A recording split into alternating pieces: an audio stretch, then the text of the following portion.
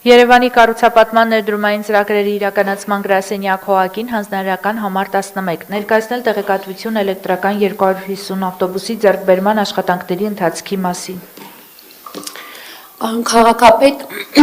նշեմ, որ էլեկտրական ավտոբուսների մինչև 250 մետր 250-18 մետրանոց հոդակապված ավտոբուսների ձեռքբերման ներդրումային ծրագրի ուղղությամբ Ասիական զարգացման բանկի կողմից միջազգային մրցույթի արդյունքում ներգրաված է խորհրդատվական ընկերություն, որը արդեն իսկ աշխատանքներ է տանում ծրագրի փաթեթի պատրաստման, գնումների փաթեթների պատրաստման եւ այսպես կոչված իրագործելիության ուսումնասիրության ուղղությամբ մեր ակնկալիքը նա է, որ արդեն եկող տարվա մայիսին մոտ խորհրդատվական աշխատանքները ավարտվելու են եւ ունենալու ենք վարկային ծրագրի բանակցությունները մեկնարկելու համար անհրաժեշտ բոլոր փաստաթղթերը, այդ թվում զուգահեռաբար հանրային ներդրումային կոմիտեի ներկայացված ծրագիրը հաստատվելու դեպքում եւ եթե կառավարության հետ հնարավոր լինի համաձայնությունների գալ, հնարավոր է նաեւ կազմակերպել նախընթաց գնումների գործընթացներ 2026 թվականին այս ուղղությամբ դեռևս աշխատանքներ տարվում են։ Շնորհակալություն Տիկին Բաբայան, իսկ կառավարության ներդրումային կոմիտեի նիստը այս տարի նախատեսվում է։ Մեր տեղեկություններով պլանավորված է, բայց դեռևս որևէ օր կամ բան հստակ ասված չէ, մենք այնուամենայնիվ պատրաստվում ենք դրան։ Շատ լավ, հաջորդ։ Հանձնարարական համար 12 զեկուցել Ծիծեռնակաբերդի սպորտային համալիրի տարածքում Ալբերտ Ազարյանի անվան մանկապատանեկան մարզադպրոցի նոր շենքի կառուցման աշխատանքների ընթացքի մասին։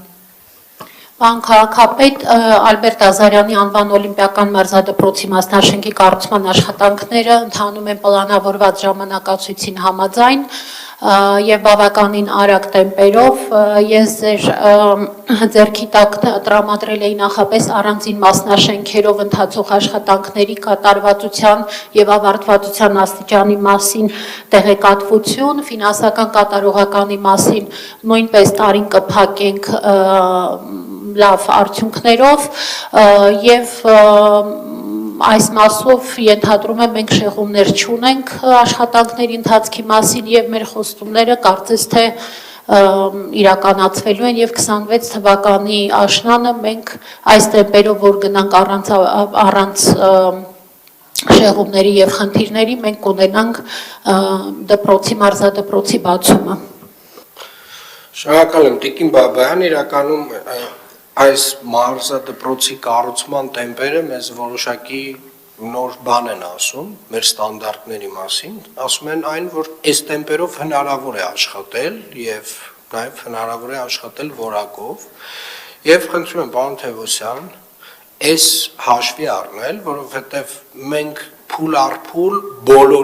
բոլոր աշխատանքներից պահանջելու ենք մոտավորապես նմանատիպ տեմպեր։ Ես հիշում եմ, երբ որ նախագիծը քննարկվում էր, այն ժամանակ ասվում էր, որ մեր ստանդարտներով քաղաքաշինության կոմիտեի նախագահի ինչ-որ մի հրամանին նախորդ հրամանի ստանդարտներով սա պետք է տևեր 5 թե 6 տարի, պարոն Սեդոյան, քանի տարի։ 6 տարի։ Նախագծով նախատեսված էր, որ այս աշխատանքները պետք է տևեն 6 տարի։ Մենք մեկ տարի 6 ամսում աշխատանքները ոնց որ թե ավարտին ենք հասցնելու։ Ճիշտ եմ Տիկին Բաբայան։ Այո։ Այսինքն այն ինչը որ մեր ստանդարտներով նախատեսված էր 6 տարի, իրականության մեջ մենք 1.5 տարում ավարտում ենք։ Եվ տեմպը